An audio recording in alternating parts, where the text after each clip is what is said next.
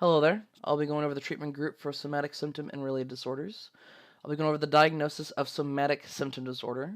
My name is Dr. Blain Graves, and I'll be going over the case of Corinne Seaver. She is 30 years old.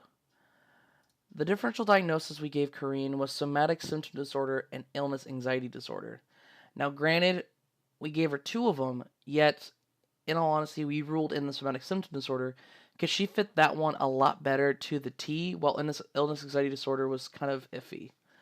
So, for the primary diagnostic features of somatic symptom disorder is one or more somatic symptoms causing distress or impairment in functioning.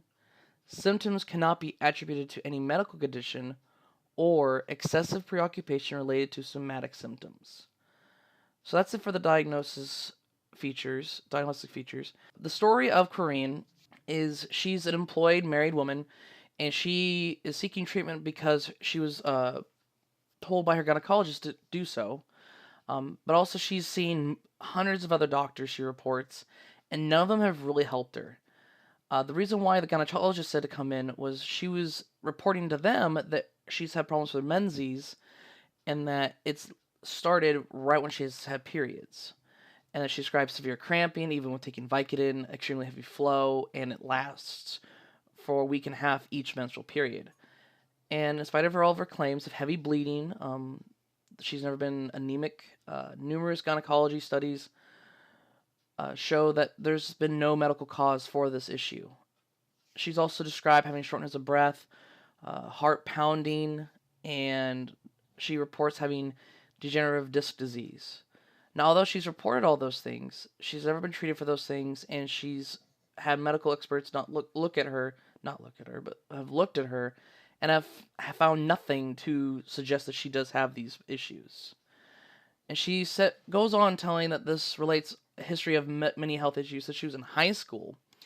And she says in her high school years were very difficult because she was bullied by her peers, and she suffered from depression off and on.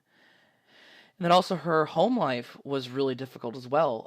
Her parents would fight a lot, and then would bring her in as well to act as the arbiter between their arguments. She reports that the only time that they didn't seem to argue at all was when she was actually sick. And she did well in college too. Like she graduated with a degree in business. She worked with a company. Currently is now the director of human resources department in that technology company that she's in. And she says that she loves her job.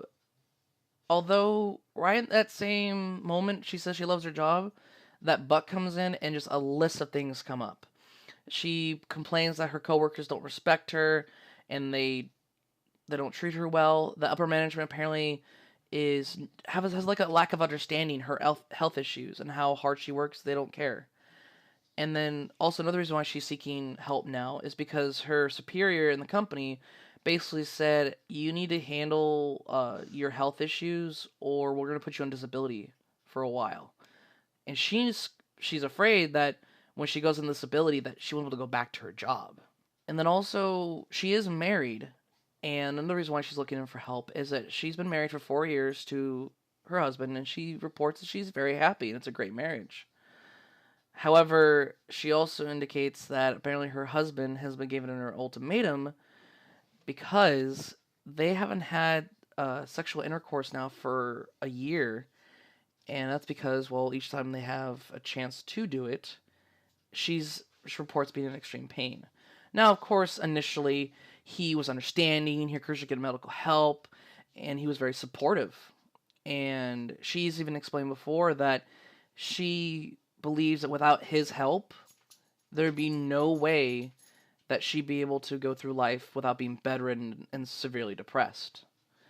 So the ultimatum he gave her was figure it out or he's going to file divorce because he's grown tired of all the excuses and refusals to go see a doctor or try to work it out. And thus far, no doctor's been actually able to find anything to account for the pain during intercourse.